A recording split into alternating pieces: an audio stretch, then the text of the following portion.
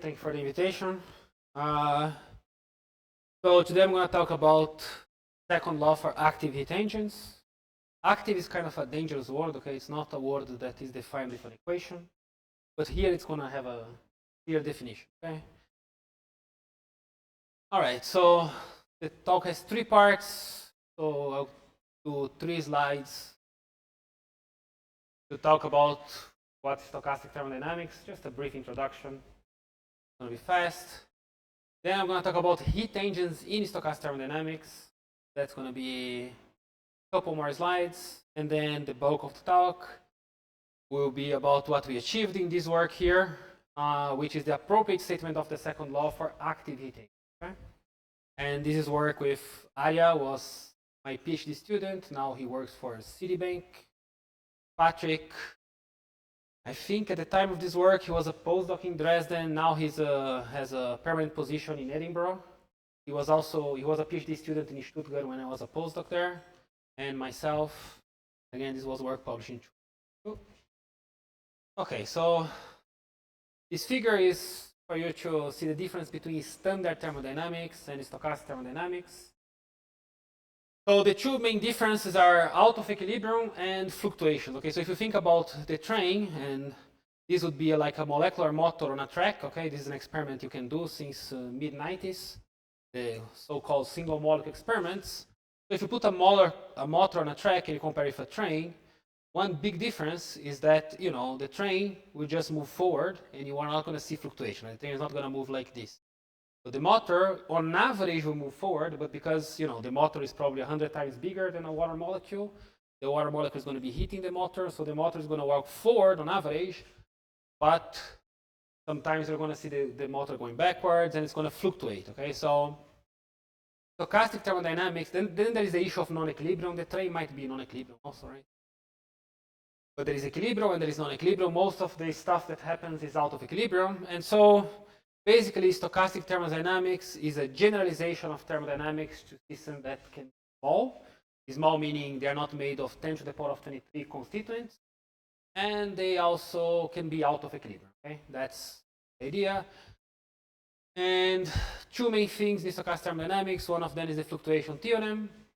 Now, once you accept that there will be fluctuations, when you think about things like heat, entropy, work, those things are not just averages. I mean, when you talk about thermodynamics, standard thermodynamics, they are just the average.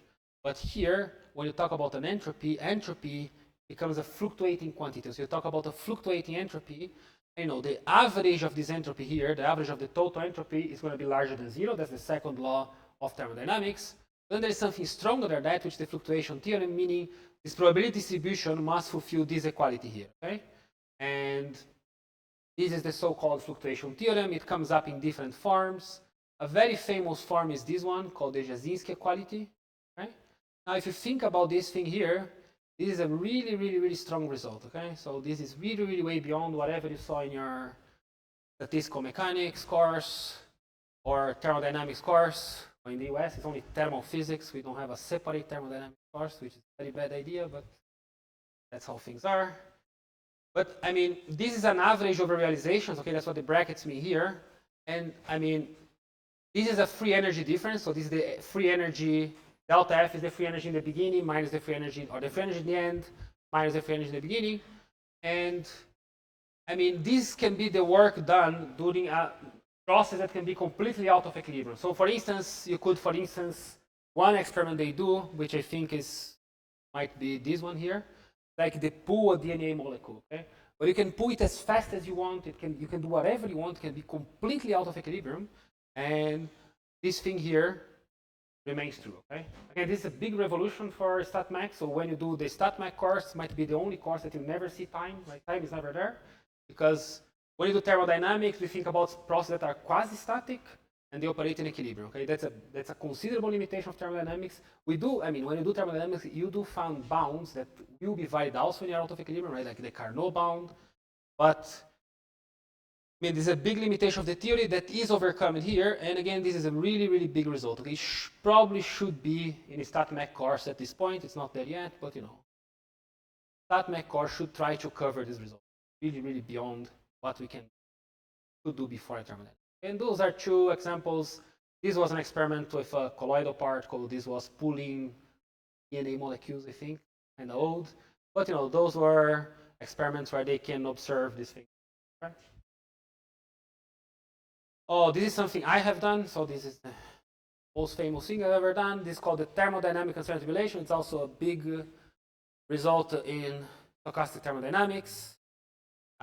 So, I mean, one way to illustrate that, imagine there is an enzyme, and the enzyme takes a substrate and produces a product, okay? So a substrate could be ATP, adenosine triphosphate, and the product could be ADP plus PI, okay? That's the typical thing if you have like a biological process. That would be the typical substrate, would be ATP, and the typical product would be ADP plus PI. We all know what's ATP, right? We saw energetic coin of life, right? So think about this and think about looking at a random variable, which is the number of product produced in this chemical reaction. So I could run this thing. Let's say there is only one enzyme in the solution. I run this thing for 10 minutes, and then I run the experiment one time. Then the product, then 100 products were created. Then I run it again. Then it was 105.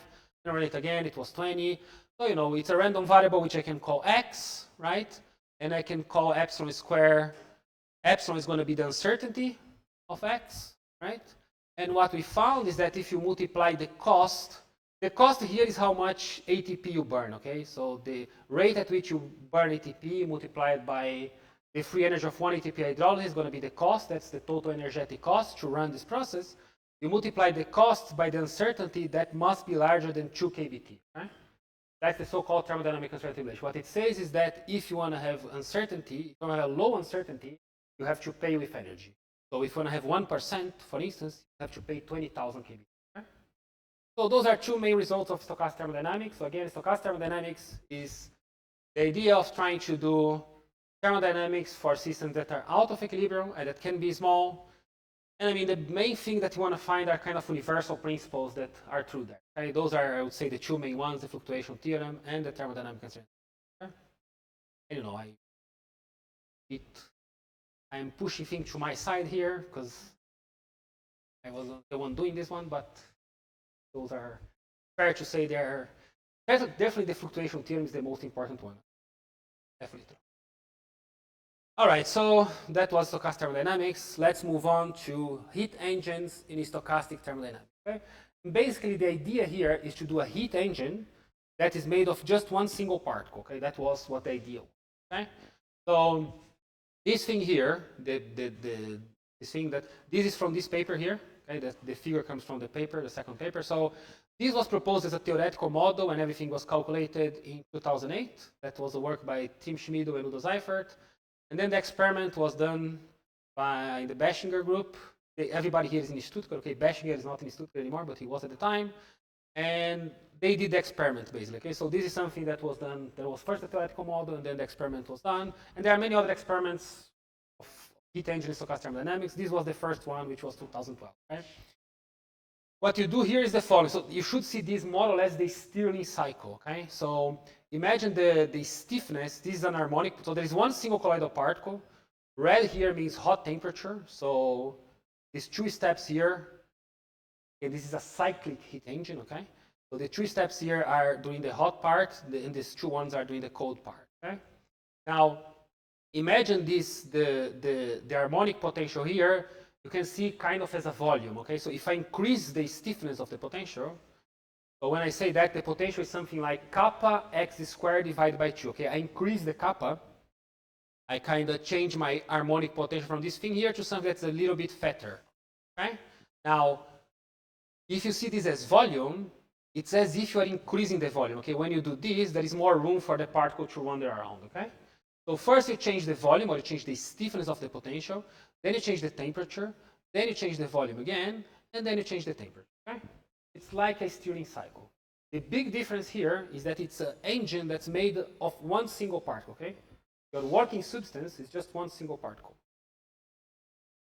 and you can calculate things like work and heat here, and you can, if you do this heat engine, you can do it, you can calculate everything, and you can get an efficiency, which is going to be the work divided by the hot heat, and it's going to be bound by the Carnot efficiency. Okay, and that's what I'm calling between quotation marks, a passive heat engine. I say between quotation marks because when this was done, it was just called a heat engine. From the perspective of my talk, I would call this heat engine a passive one. Okay? It's not an active one. Now, I should say two things about that. First, this work here is useless, okay? I mean, this work doesn't go anywhere. It's not like I can connect this particle to something else and really do, there's no work reservoir here, okay? The work is not going anywhere. Yeah?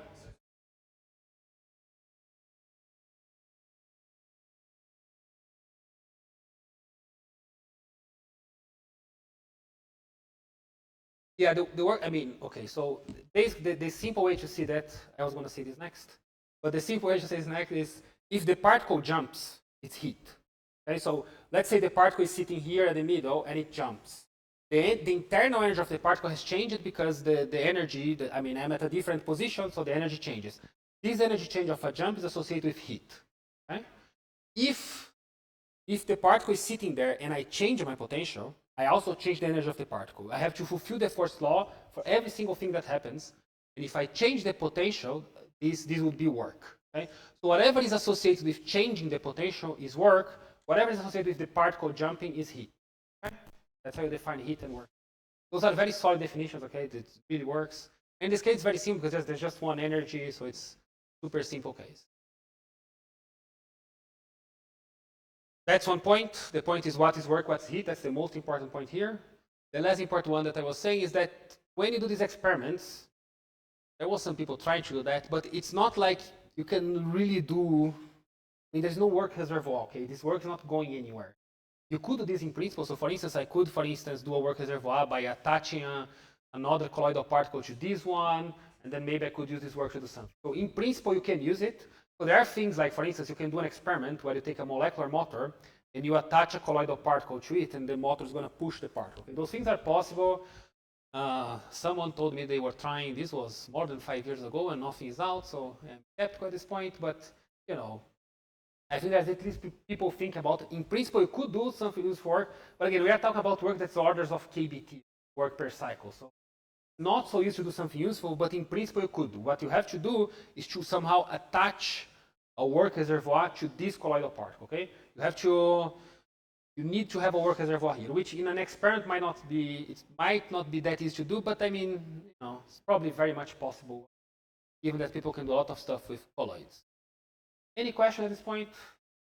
Things clear? Yeah. Okay. Okay, let's go to the active heat engine. What happens, so this, again, the experiment I showed before was 2012. In 2016, these people from India did this experiment here. They did the same experiment, okay? Same experiment but different. And the difference is that in the experiment before, you have your colloidal particle is just sitting there in water, right? What they did is that they put a bunch of bacteria in. Right? Now they call this active. So it's an active medium because I have all these huge dissipative degrees of freedom. So the bacteria can hit the particle, and the particle can like do crazy movements, right? So this is what they called, and they call this an active heat engine, right? And then they do this experiment, and I would say the two main observations was that the active heat engine can extract more work than the passive one. So, you know, if I do the exact same protocol and I use the same colloidal particle, in one case I have bacteria in the water, in the other case I have no bacteria in the water. When I have bacteria in the water, the work extracted is larger. Okay? That's what I mean when I say the extracted work in the active heat engine is larger than the passive one. Right? That was one observation. The other observation is when they look at work divided by QH, so the work divided by the heat taken from the hot reservoir. This could be larger than the Carnot efficiency. Okay?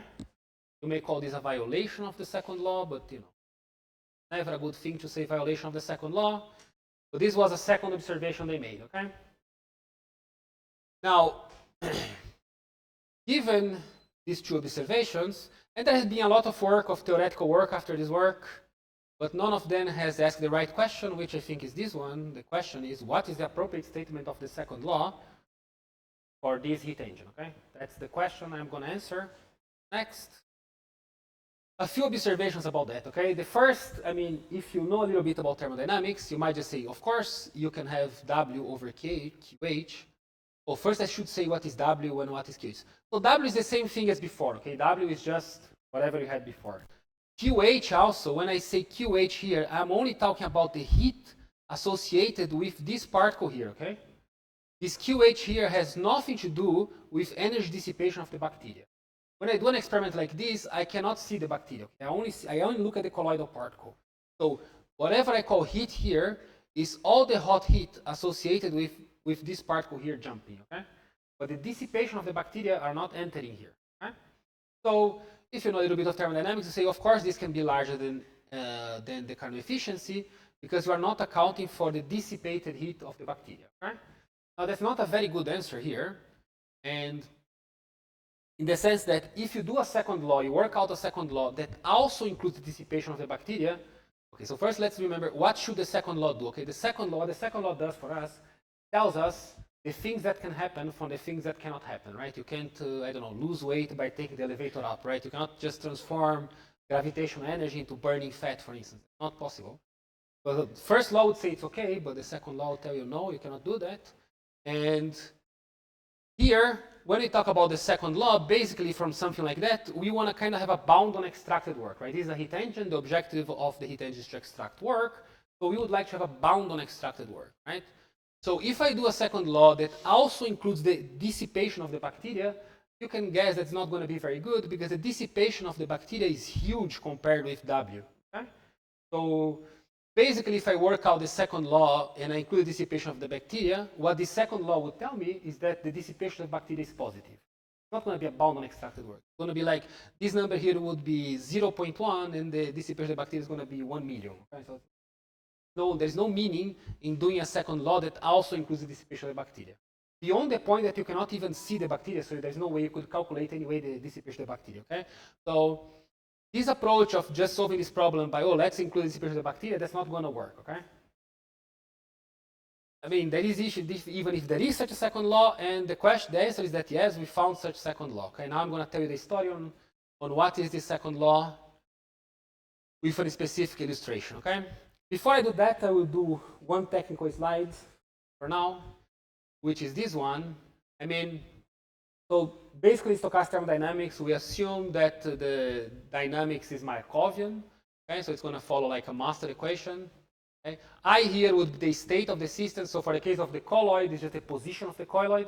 That is continuous. Here I'm doing discrete states, but it doesn't really matter. You can go from discrete states to continuous, in this case at least, of overdamped. So that's completely fine. It's not a big deal. But you can write down the master equations. These K's here are transition rates. That's the probability. And I mean, because I have a cyclic system, right? So think about the temperature, for instance. The temperature is a cyclic function of time, okay? So the temperature is going to be periodic in time. The temperature is not fixed. And also the stiffness of the potential is not fixed. The stiffness of the potential is periodic in time. In terms of the transition rates, that's going to make my transition rates time dependent, and they are going to be periodic. So I have to deal with a master equation that have transition rates which are time dependent and periodic. Okay? And my long time solution of this master equation is going to be this pi of t, which will fulfill this equality. Okay? This is called, I mean, finding the solution. You have to use something called the Floquet theory. Okay? That's Floquet theory, and is a mathematical theory to solve differential equations with time dependent coefficients that are periodic. Okay? A common name in physics, in condensed matter physics, for instance, when people deal with periodic systems. Okay? Now, in this talk, you have to be able to differentiate between two distributions. The first one is pi of t, which is just the long time distribution of the system. So I have to solve this full equation here, okay? The other one is the stationary state the distribution would be if I was to freeze my protocols. What does it mean to freeze my protocol? Let's say I fix the temperature and I fix the stiffness of the potential. Just fix it, and I let it run for a very, very, very long time, okay? That's the stationary state I would have with that temperature and that stiffness, okay?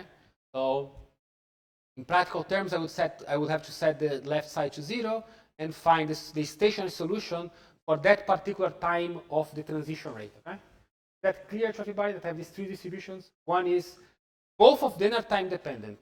Even the stationary one is time dependent because I have one stationary distribution for each step of my protocol. Okay?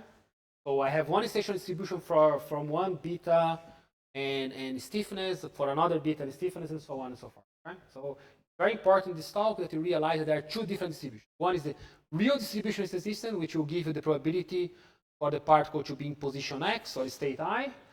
And the other one is the distribution the system would have if I would freeze my protocol, freeze my temperature and stiffness, and let it evolve to a stationary state. Okay? I have these two different distributions.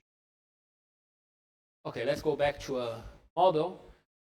Okay, so this is the model we proposed for an active heat engine. Okay? You might think it's different from the one. Remember the experiment? The experiment was a colloid, but the physics is kind of the same. Okay, I would say this is the simplest model you can do for an active heat engine. So the idea here is that I have a system with two states. Okay? One state has energy 0, the other has energy E. And so first I lift up the energy E from E to E plus delta E. That's what I can do work. Then I change the temperature. I take it back from E plus delta E to E.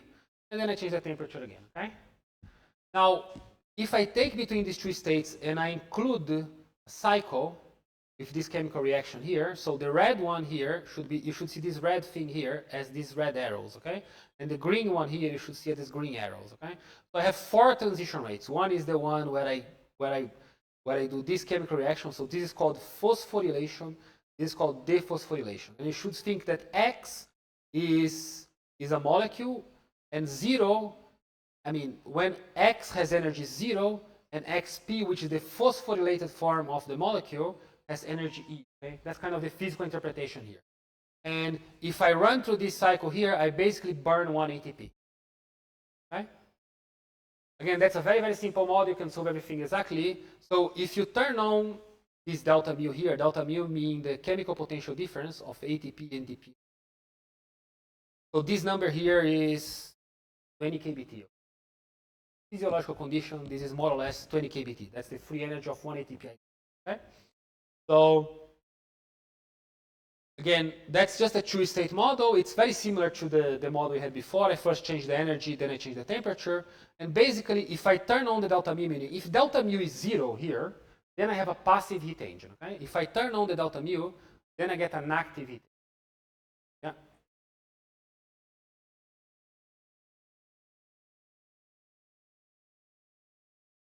No, it's not that easy. No, because I mean, what I call active is if I would go to a stationary state that's a non-equilibrium one, then it's active. If I would go to a stationary state that's an equilibrium one, then it's passive. If I let this thing run, it will go to a non-equilibrium stationary state, right? I'm assuming these chemical potentials are fixed, so it's like I'm constantly burning ATP. So, I mean, I would be in a non-equilibrium state where I just constantly burn ATP. Yeah. I know, but I mean, temperature difference, I'm imposing it through a cycle, okay? This thing here is not, I'm not imposing it through a cycle. This is a constant thing that is there constantly burning. I mean, if I would freeze my temperature, right, I would let this run and I would just burn energy. Just burn it forever. So I understand what you're saying, but I mean, see the difference here as the temperature is something I'm operating cyclically, and this is not something I'm operating cyclically. Okay, so that is an active heat engine. Now, there is one difference between this model and the original experiment. It's the idea of coarse graining. Okay, coarse graining is very important. So let me show you again. So you know, if I can't see the bacteria and I can only see this particle here, actually the dynamic of this particle is going to be kind of non-Markovian. Okay, to recover a Markovian dynamics, I need a state that characterizes both the state of the particle and of the bacteria. Then I would recover Markovian dynamics and everything would be fine. But if I only look at the particle, I would have no Markovian dynamics. So this first heat engine I'm showing you, that I'm calling active, does not have this issue of coarse graining. It's not like I have hidden dissipative degrees of freedom. A little bit different of this one. But what happens when I do coarse graining is that the second law remains the same. Okay, that's what's going to happen. So actually you can sort out the issue of coarse graining, but the model I have in comparison to this thing here is different with respect to coarse graining. There is no coarse graining this first model I'm putting. Okay? So you can do this model, and then you can do calculations. Okay? You can calculate everything exactly. And this color pattern here is the work. So as you can see, the heat engine would be passive for delta mu equals to 0. If you turn on the delta mu, it becomes active. And the work has a maximum for a fine delta mu, meaning what this figure here tells us is the first observation from the experiment, right? An active heat engine can extract more work than a passive one, right?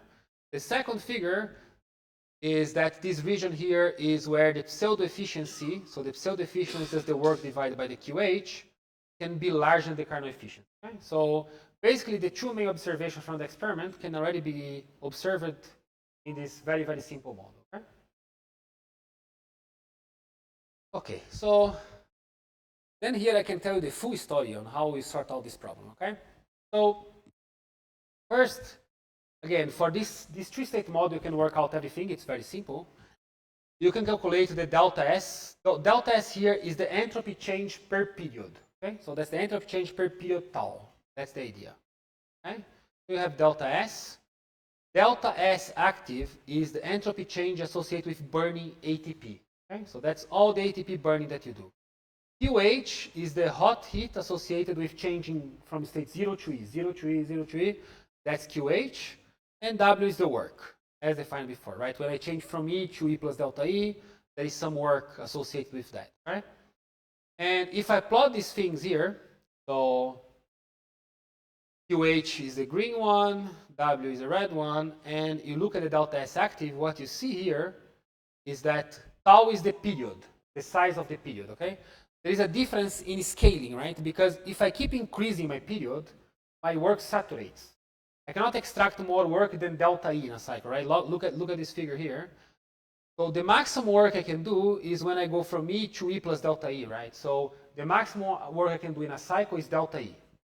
I cannot do more than delta E work in a cycle. So the scaling of the work with the variable tau, tau meaning the period, okay? So if I keep increasing the period, my work saturates.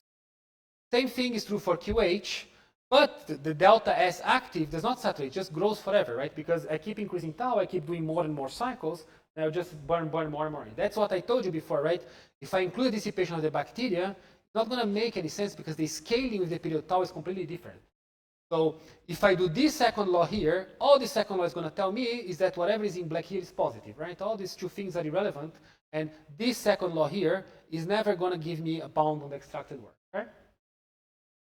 What we discovered was the right second law. This was a lot of work, not as simple as I'm showing here, but the right and second law is this one, okay? So what is delta S EX? Delta S EX is what is called excess entropy. I did not invent excess entropy myself. Excess entropy is something that existed in stochastic thermodynamics for a long time. Kind of a long story. The interest on excess entropy came because it fulfilled the fluctuation theorem. It's a long story. I would argue that it had no application basically before. I think this is the first real application of this excess entropy. And what we realized that the right statement of the second law for an active heat engine comes from the excess entropy. And so I get that the excess entropy has the QH, has the W. This term here disappears now. And I get a term that I'm calling I here, okay? And the I here is plotted in blue. As then you can see, the scaling of the I term is the correct one. It does not explode with the period tau, it saturates, okay? Now you ask me what's this I term. I term is kind of an information theoretic term that quantifies the shift of the equilibrium distribution, the stationary to the non-equilibrium stationary distribution because I turn on the delta mu, okay? So let's look at this model here. If delta mu is equal to 0, the probability of the up state here is e to the power of minus beta e, okay? Proportional to the power of minus beta e, just the Boltzmann distribution. Okay? If I turn on the delta mu, then it's not going to be a Boltzmann distribution. It's going to depend on the delta mu. So basically, the idea is the following. If you have an active heat engine, because of the activity, which here is just characterized by the delta mu, I can shift my distribution. My distribution does not have to be the equilibrium one. So from the perspective of the heat engine, what you want to do is you want to be at level 0, because if you were at E, you would lose work, right? The system would increase its energy.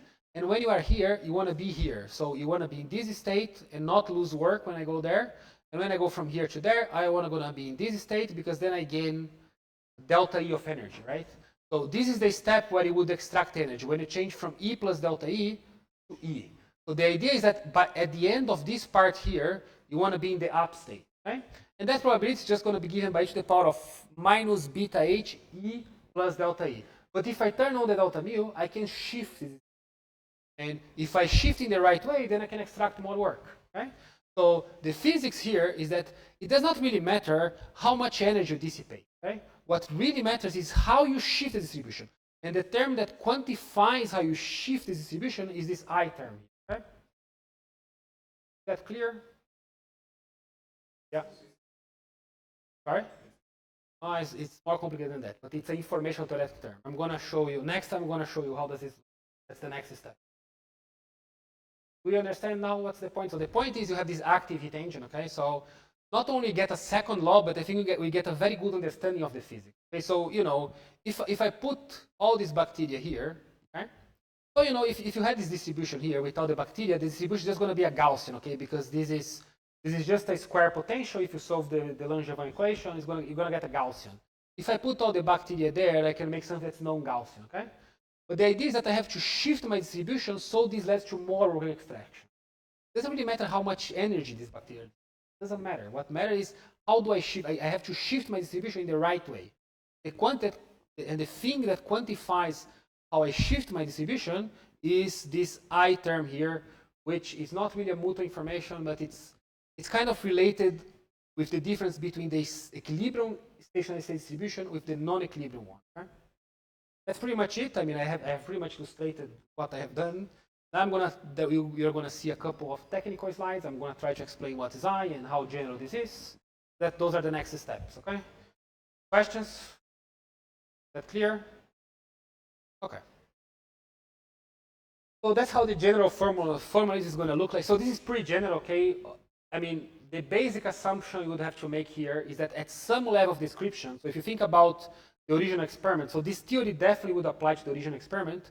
But if you think about the original experiment where you have the colloidal particle in the bacteria, and if you only look at the colloidal particle, it's not really Markovian.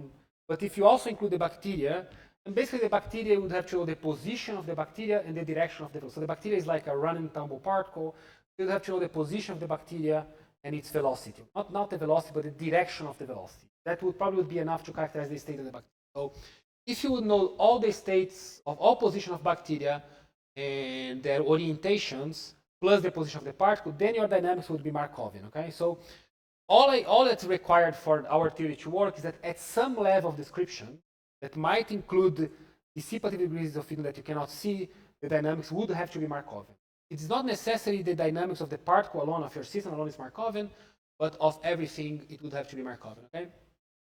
This is kind of a deep thing, but you know, when people talk about active matter, they say, oh, but this is active, and then stochastic thermodynamics is not going to apply. It is. I mean, coarse graining is something that we know very well in stochastic thermodynamics. It's always a matter of coarse graining, because if you're talking about systems within biophysics, like molecular biophysics, I mean, at some level of description, the dynamics will have to be Markovian. No way out of that. If you talk about like quantum open systems, then your life would be much harder. That's a different story. But you know, for like molecular biophysics, whatever people mean by active matter, things should work. So active is a long story. Like there are birds flying, then another. This is an umbrella term that gets a lot, okay? But you know, whatever you do in active matter. So you know, if you were to put some molecule in human tissue and you want the molecule to do something, our second law should apply to that thing, okay? Okay, so sorry though.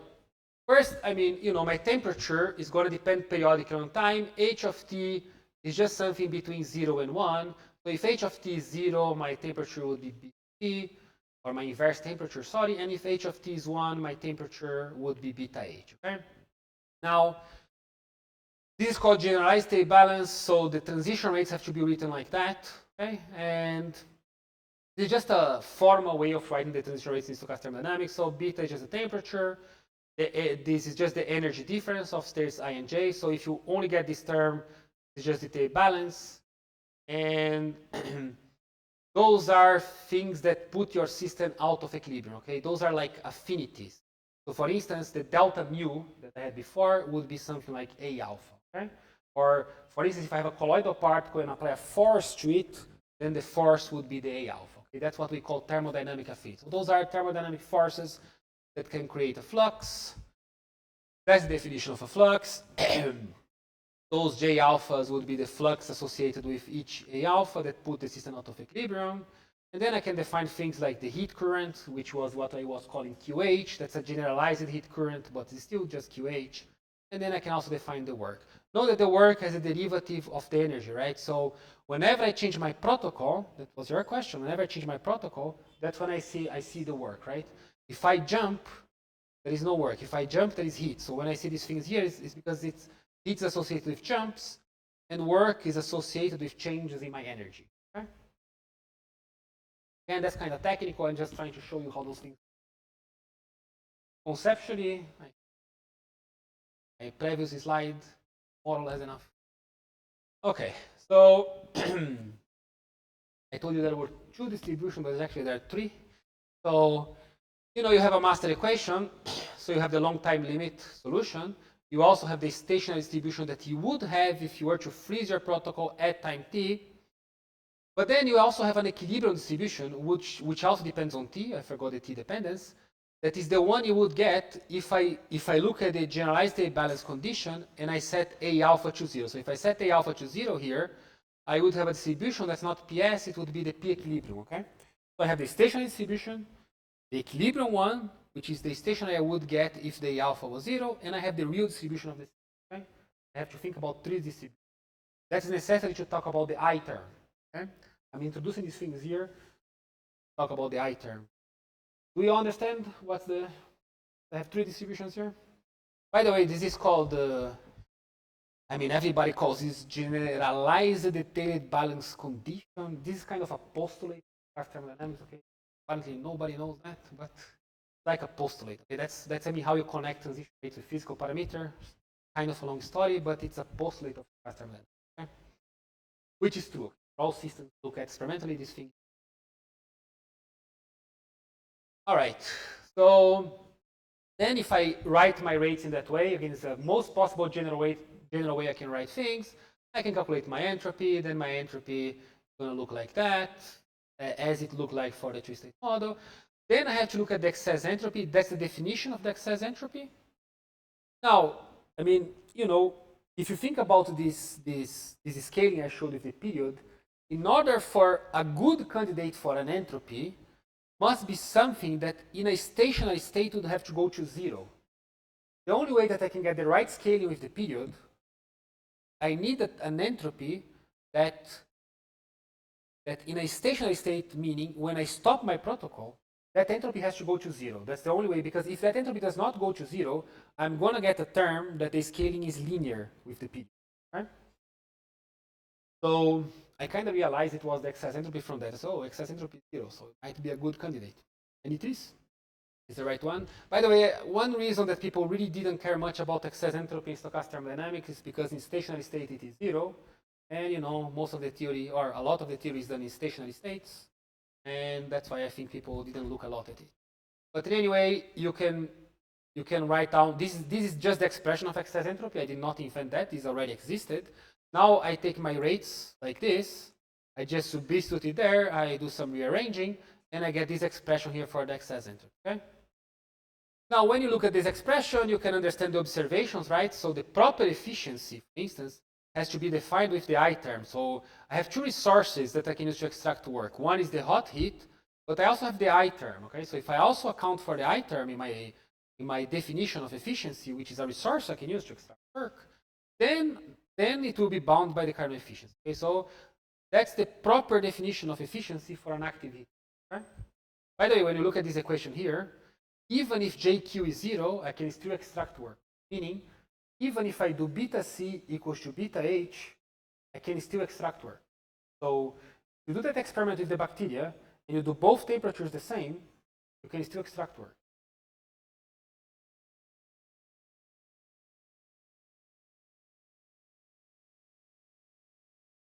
Yeah. Yes, but well, not really. The I term captures the shift in the distribution. The I term does not care about how. It doesn't really matter how much energy distributes. What matters is how you shift the distribution. But it's. I don't think the I term captures. The I term just captures the shift, whether it's done by this or that. doesn't really know that. Okay, so even if both temperatures are the same, if you do that, I'm pretty sure if you do that experiment, that should work. Both temperatures would still. Nobody is confused by the first law, right? The work you extract is the heat you took from the reservoir. What the second law says is that you cannot extract work if you just have one single reservoir, right? But here you can because you have the I term. The I term, not different from the Maxwell-Demon story or Hillard engine. It's different. The orange of the I term is very, very different here, right? But it's the same idea. Okay? And that's, if you have studied the thermodynamics and information, I have done this a lot, then this is no surprise. But even if both temperatures, there's no violation of the first law. The first law is I take work from the heat reservoir. It's just that the second law typically would say you can do that, but if you have the I term, you can. Okay? All right, so the I term. Let me try to explain the I term. Too many equations, I'm sorry. But that's the I term. So that's the definition of the I term, okay? And I mean, this definition just comes from this thing. I mean, I write this down, I put the rates in, and I'll get the I term, okay? And I'll get this I term here. Now, let me give you a physical interpretation for this I term. So let's say I do this quantity here. I do the average of ln of PS over P equilibrium, okay? So if I do that, I can write this as the qubit-Liber distance between P and P equilibrium, and then between P and P stationary. P is the real distribution of the system. P equilibrium is the distribution, the stationary distribution I would have if all affinities were 0, and P stationary is the stationary distribution I would have. Okay? So note that if PS and P equilibrium are the same, meaning the heat engine is passive, then this thing here becomes 0. So I have this 2 qubit-Liber distance. Now I'm going to take the time derivative of this thing here. Okay? If I take a time derivative, one contribution comes from this part. Those are the jumps part. Is this term here. The other contribution comes from taking the derivative of this part, which is this thing here. Okay? So I have two contributions. Okay?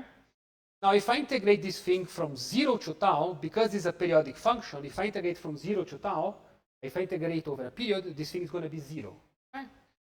So, because it's 0, this side here integrated over a period must be equal to this side. So that's what this thing here is. So basically, I conclude that I can either be given by this expression or by this expression. But beyond giving me two expressions for I, this thing here gives me a physical interpretation for the I. Okay, basically the I is the time derivative of this term here.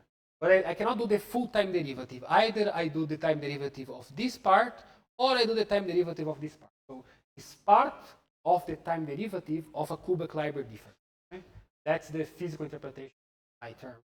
Fair question. So it's a little bit more complicated than mutual information, but basically it is an information theoretic, is the time derivative or part of the time derivative of an information theoretic, okay, which is just 2 qubit-Liber. The best I could do of looking nice. I can do better than that, I guarantee you. Spend a lot of time on that, but yeah, that's pretty decent already. Okay, though that's pretty. It becomes pretty clear that if it's passive, it goes to 0, and so on and so forth. And it's again. It really shows you this idea that it's really about shifting, right? It's really about shifting from P equilibrium to some PS. P enters in the middle there to do an intermediation here. But if I shift, if I change my P equilibrium to something else, and if I make this I big, then I can get some extra thing going on, right? Okay, now there's the issue of coarse graining. That was the issue that gave me more work, though I'm going to show you it in just one slide. But basically, let's say that in my private description, I say that state I is X and A. X would be the position of the colloid, and A would characterize the state of all bacteria. Okay, that's kind of the idea. If you do coarse graining, then you can write down a master equation for this thing here. So that would be the master equation only for the colloid of particle. And all the information about the bacteria would be contained in these capital Ks, which are not real transition rates, okay? They would all be here. So this is not Markovian anymore, by the way. This is called a hidden Markov model. This is just to show you that the theory is very, very general, okay? Again, as long as I can find some I, where the level of description is going to be Markovian, again, if we're talking about molecular biophysics, this has to work, there's no way out, then the theory should work, okay? And I mean, then it takes some working out, but basically, if you work out things in this coarse grain description, you are going to find the exact same second law, okay? the structure of the second law remains the same under coarse graining. Anybody knows how do I say coarse graining in Portuguese?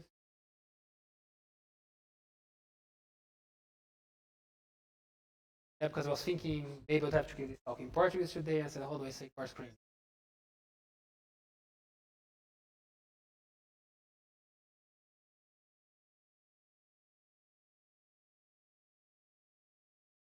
Okay. All right, so I don't know.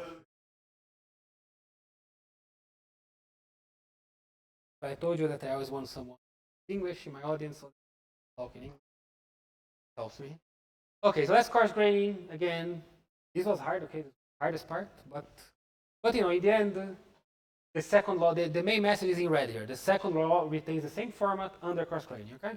And this is a very big step because when I started this thing, I mean, this was the really thing that was missing because this is completely non-trivial, okay? So when you do the experiment, it's completely, if you think about the experiment, what this thing here means that I have a second law that only depends on quantities that I can measure by only looking at the position of the particle, okay? All these things here, W, the QH, and the I, they can be measured by only looking at the position of the colloidal particle. I have to know nothing about the bacteria. It's not even clear whether such a thing would exist. In the end, it does. Very nice in the end.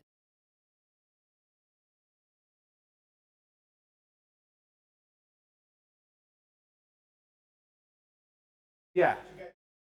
Yeah. Yeah.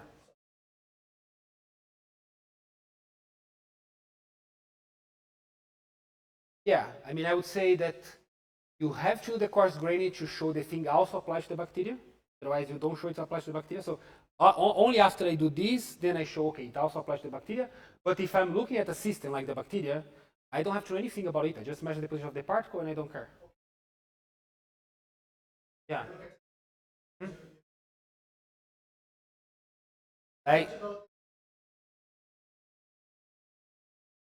Not really. I would have to know, I would have to believe that at some level of description, maybe I can see only X, whatever my system is. It should apply to it as long as there is some level of description where I can see more stuff that the dynamics would become Markovian. Which again, if we're talking about molecular biophysics, is for everything. Doesn't matter. It doesn't matter what level. If at some level it becomes Markovian, everything is fine. I don't know what's that, but no,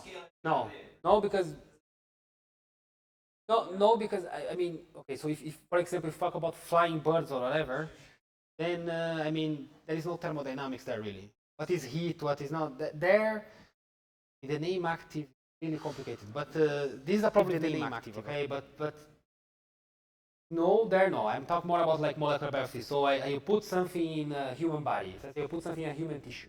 Oh, do something for me. Do something periodic there. Then it has to work. I don't see how. I mean, I don't see how you're escaping for at some level description be Markovian. Again, if it was a quantum open system, then there, when you do a quantum open system, no Markovianity, you can get rid of it. But in a like molecular biophysics, no, no, no, no.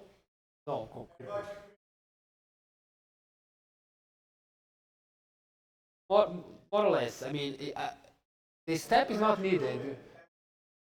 It depends on who you're talking to, but I guess no, I don't have to prove it every time. As long, but you do have some justification to say, okay, at some level the description is going to be Markovian. Again, I think for molecular biophysics, you have to see an example where it's not true. I don't know, people are normal if you don't agree that there's like a cutoff and then kind of a long story. But okay. All right, so this is coarse graining. That's another model we did.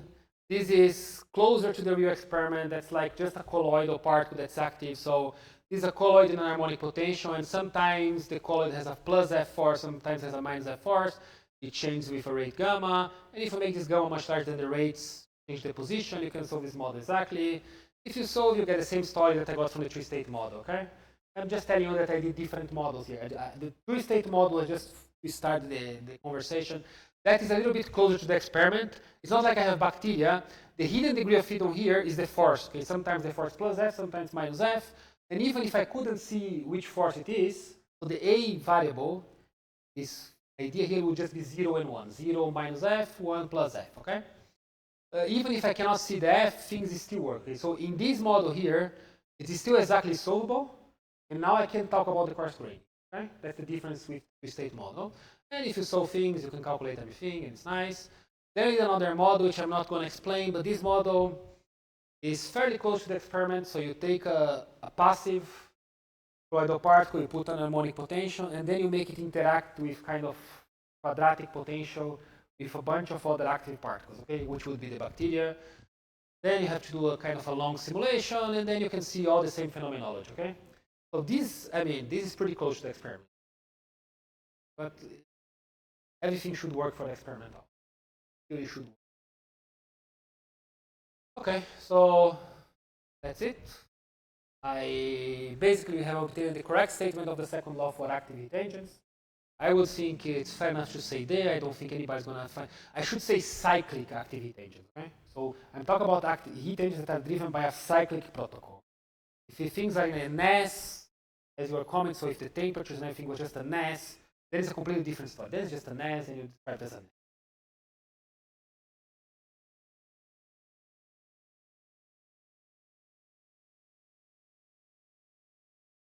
Yeah. Yeah. Yeah. Yeah, then everything would be. I mean, I would have this scaling story with the PO. So I would have no cyclic protocol. I just have a non-equilibrium station state, and I just treat that problem. But this is the correct second law. I mean, in principle, is the following. Let's say you want to take something to a cyclic protocol, so that you do some operation, and this will be done in a medium that is active. That's the right second law. And, you know, they do this a lot. So in this there is all this field in chemistry, right? They do this artificial molecular machine, right? And everything that's like cyclic protocol. I don't know if you know what I'm talking about. It was Nobel Prize in chemistry. Kind of a long story. Ask me later. There are a lot of situations where people do cyclic stuff. Okay, cyclic protocol. So mainly like artificial molecular machine. What I have done now are active refrigerators. So if you do an active refrigerator, you can even have a system that is refrigerator and extracts work all at the same time. You can extract work, you take heat from the cold reservoir, the heat goes to the hot reservoir, and you also extract work. Well, everything. Okay. That's something is kind of finished. I just have to write it up. This is very deep. I think I have a great result here. So we are doing linear response theory. I mean, you see the point of entropy 0 here, the point where the excess entropy becomes 0 is when I have no protocol anymore. But the 0 entropy point here is a non-equilibrium stationary state. So basically, if I do linear response theory, I am doing a linear response theory with respect to a non-equilibrium stationary state, meaning I can get like equalities for a non-equilibrium stationary state. Okay, so hopefully you understand what I said, but I mean, what we got is still under work, and I don't want to say much about it, but we got kind of rotation distribution theory, and I think I got like an equality for non-equilibrium distribution. I think this is the first of the kind, a big result. Hopefully, once I finish it. And I thank the NSF for the financial support. Thank you for your time.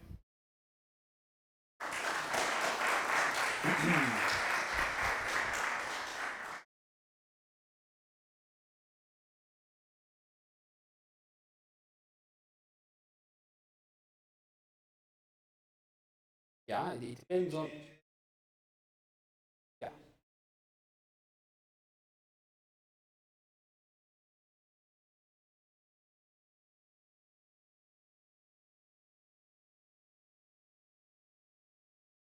Sure. I can't infer what the bacteria do from the eye. But this is the whole idea. I don't want to know what no, that's not the idea. The idea is that I just have this bath that's active, and I have to operate there. So the idea is I want to know. The idea of the second law is what is the best you can do in this active world. That's the idea. All you have to do to discover that is to calculate the airtime, which is hard enough already. It's not, as you can see, you'd have to know the stationary distribution. You have to know the P of t. It's not so easy.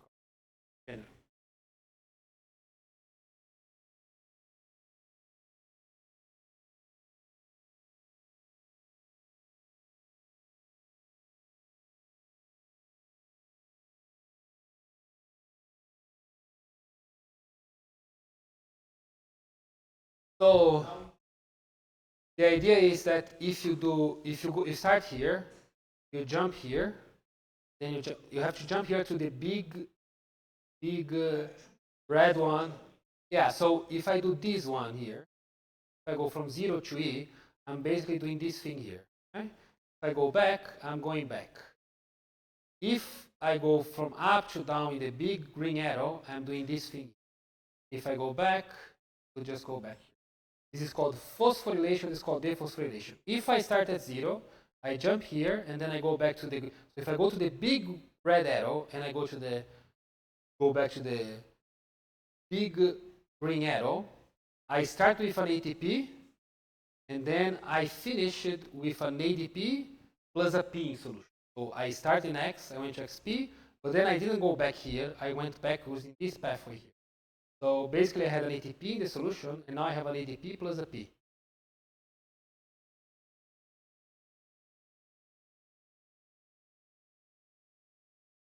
Well, because if I turn on the delta mu, my distribution is not the equilibrium anymore. It's not going to be the Boltzmann series.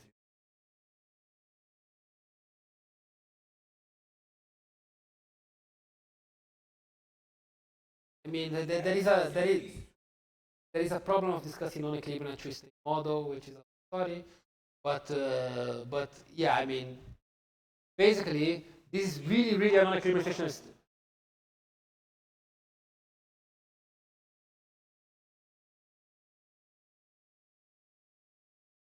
Well, I mean, I would say, sorry, but basically, if I sum this rate with this one here, and then if I sum the big green with the small red, the big red with the small green, then I get something like detail balance, right? If I sum up both rates. But this is mathematical detail balance, not really physical detail balance. Physically, what you're doing, you are constantly burning ATP by running this cycle. That's the definition of non-equilibrium. Just run and burn things. That's the definition of non-equilibrium. So I would say this three-state model, if I turn on the delta mu, then I start burning ATP, and I have a bona fide non-equilibrium stationary state. But I mean, the three-state model has a mathematical peculiarity that can still define a detail balance, but that's a peculiarity of the three-state model. The thing is that if you do three states here, you can't solve it anymore. You have to do solve it as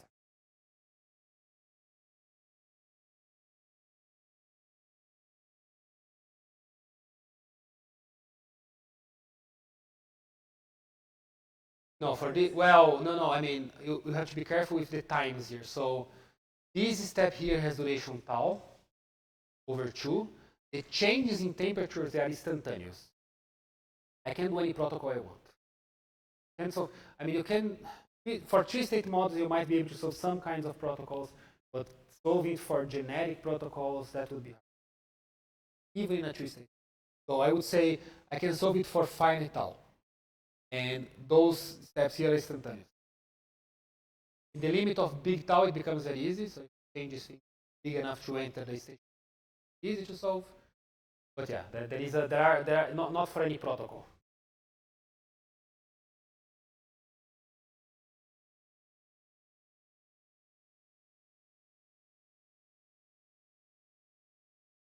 Well, the change could be fast. So you could if you do this experiment here, let's say using this approach, would be the following. Let's say I stay in this. Let's call this 1, 2, 3, 4. Right? Basically, 1 and 3 would be long-lived, and or I mean 1 takes times tau over 2, 3 takes times tau over 2, and 3 and 2 and 4 takes times 0. Well, basically, let's say I keep this format for a time tau. Then after a time tau, I immediately change my potential, and then instantly also change the temperature. That would be the easy way. The theoretical model is what you do. But again, it's not a real limitation. Okay? I just do this to solve it exactly. Yeah, it's not for this numerical model. We had a more finite time kind of thing.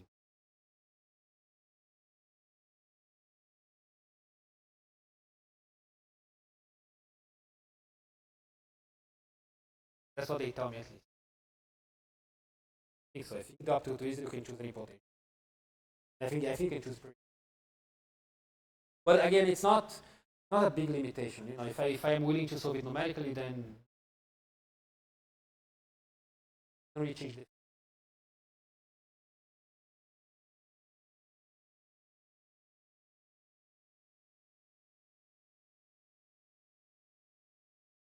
Thank you.